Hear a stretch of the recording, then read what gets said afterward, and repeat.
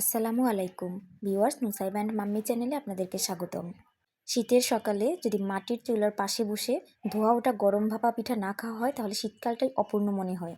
তাই আজকে চলে আসলাম ভাপা পিঠার একটা সহজ রেসিপি নিয়ে। পিঠা তৈরির জন্য আমরা 1 কেজি চালের গুঁড়ো নিয়েছি। এখানে আতপ চাল আর সিদ্ধ চাল মিক্স করে গুঁড়ো করা হয়েছিল। এর ভেতরে আমি পরিমাণ মতো কিছুটা লবণ দিয়ে দিচ্ছি। লবণের পরিমাণটা একটু চেক করে দেখতে হবে। এখন এর ভেতরে অল্প অল্প করে পানি দিয়ে ভালোভাবে গুঁড়ির সাথে লবণটাকে মিশিয়ে নিতে হবে। বেশি পানি ব্যবহার করা যাবে না, এতটা পানি দিতে হবে যেন গুঁড়িগুলো ঝরঝরা থাকে। এই পিঠাটা তৈরি করার জন্য খেজুরের গুড় ব্যবহার করা ভালো, তবে আমি খাঁটি খেজুরের গুড় পাইনি, এজন্য আমি একটা নারকেলের অর্ধেক কোড়া করে নিয়েছি।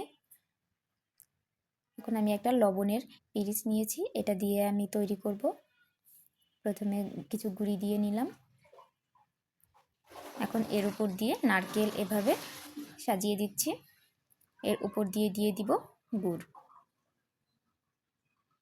যদি কেউ মিঠা পছন্দ করেন তাহলে একটু বেশি দিতে পারেন, কম বেশি এটা আপনাদের ইচ্ছা।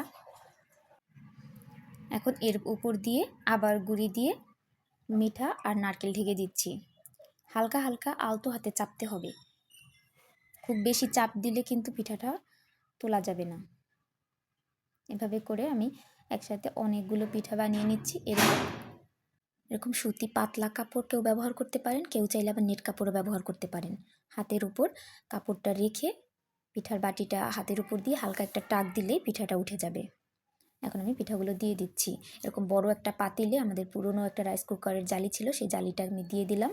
আর হাফ পাতিল পানি আগে থেকে গরম করে রেখেছিলাম। একসাথে আমি 7টা পিঠা বসিয়েছি। আপনারা এভাবে যদি জালি ব্যবহার করেন তাহলে একসাথে কম সময়ে অনেকগুলো পিঠা তৈরি করতে পারবেন। একটা একটা করতে কিন্তু অনেক সময় লাগে। পানিটা যখন একদম পুরো উঠে গিয়েছিল তখনই আমি এর উপর দিয়ে পিঠাগুলো দিয়েছি, এবং ঢাকনাটা পারফেক্ট সাইজের দিতে হবে যেন পাশ দিয়ে কোনো ভাপ না উঠে যায়। 15 মিনিট ধরে আমি জাল করতে থাকলাম। 15 মিনিট পর ফিরে এসেছি, পিঠা তৈরি হয়ে গেছে। একটা একটা করে তুলে নিচ্ছি, কাপড় থেকে পিঠাগুলোকে ছাড়িয়ে নিচ্ছি।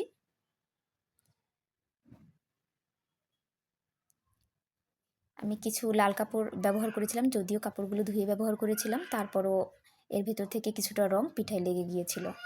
আপনারা চাইলে সাদা কাপড় ব্যবহার করবেন, তাহলে এভাবে রংটা লেগে থাকবে না। খুব সহজে তৈরি করে ফেললাম ভাপা পিঠা। এভাবে রাইস কুকারের জালি দিয়ে তৈরি করলে আপনারাও একসাথে অনেকগুলো পিঠা তৈরি করতে পারবেন। ভিডিওটা দেখার জন্য ধন্যবাদ। আল্লাহ হাফেজ।